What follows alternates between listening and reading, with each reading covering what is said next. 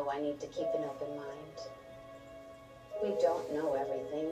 We should never be that confident. We should always keep hope.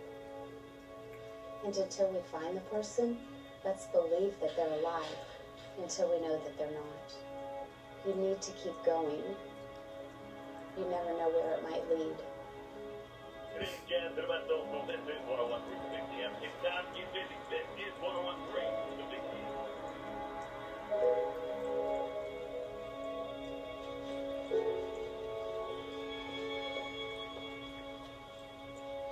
I've got something that could change everything.